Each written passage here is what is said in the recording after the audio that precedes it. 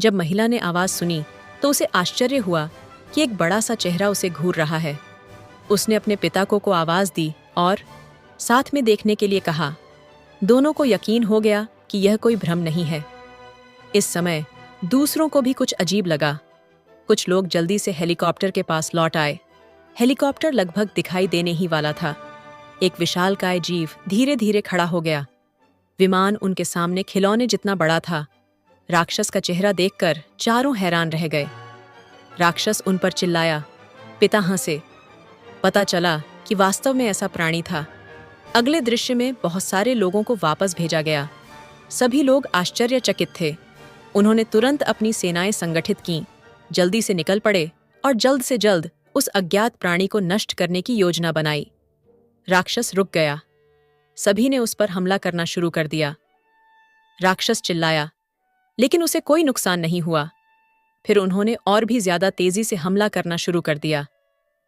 राक्षस आग में संघर्ष कर रहा था। वह अपनी भुजाओं का इस्तेमाल करके उसे रोकता रहा था और दर्द में चीख रहा। सबको लगा कि यह काम कर गया, लेकिन राक्षस को कोई चोट नहीं लगी। ऐसा लग रहा था कि उसे गैस की गंध आ रही थी।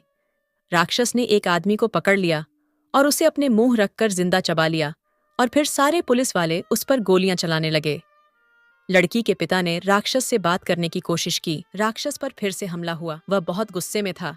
उसने हाथ उठाकर पिता पर वार किया। हमला करने वाली कार को भी लात मारी। राक्षस भाग गया। अगले दिन राक्षस पार्क में आया। लोग डर के मारे इधर उधर भागने लगे। राक्षस बस लोगों को भागते हुए देखता रहा। उसने उन पर हमला नहीं किया। 4 हेलीकॉप्टर दूर से उड़कर आए। हर हेलीकॉप्टर पर एक बड़ी घंटी लटकी हुई थी। किंवदंती के अनुसार इस तरह का राक्षस घंटी से डरता है। ये वास्तव में काम करता है। राक्षस ने अपने कान ढक लिए। वह बहुत असहज लग रहा था। हेलीकॉप्टर करीब आने ही वाला था। राक्षस ने अपने एक हाथ से एक कार को पकड़ा और गुस्से में उसे हेलीकॉप्टर पर फेंक दिया। हेलीकॉप्टर नियंत्रण खो बैठा। राक्षस चिल्लाया और अलार्म को अनदेखा कर दिया। फिर उसने एक और हेलीकॉप्टर पकड़ा और उसे दूसरे विमान पर फेंक दिया।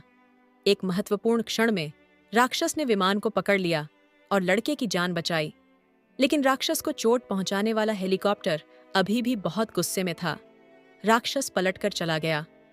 आसपास के लोगों को कोई नुकसान नहीं पहुंचा। राक्षस के अस्तित्व की खबर जल्द ही फैल गई। उस रात ड्रोन ने राक्षस का पीछा किया और शहर की ओर बढ़ रहा था। सभी निवासियों की रक्षा के लिए लोग अधिक शक्तिशाली हथियारों का उपयोग करने जा रहे थे।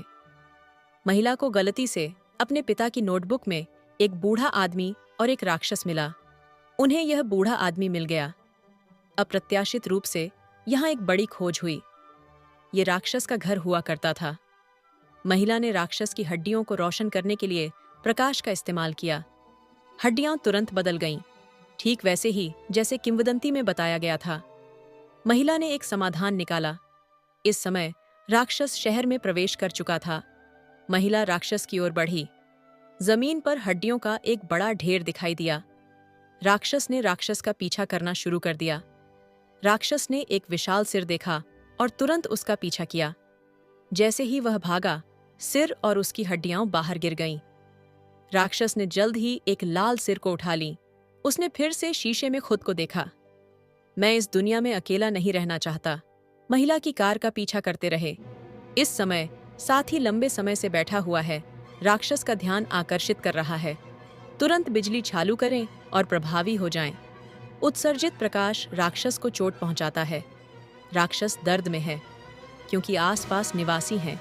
लोग अधिक शक्ति के साथ हमला करना बंद कर देते हैं। महिला को लगता है कि उसे राक्षस को इस तरह से चोट नहीं पहुंचानी चाहिए।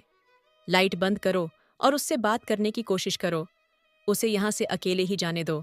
सुरक्षित जगह पर जाओ। पहाड़ पर वापस जाओ। राक्षस समझ गया है। इस समय सूरज उगता है।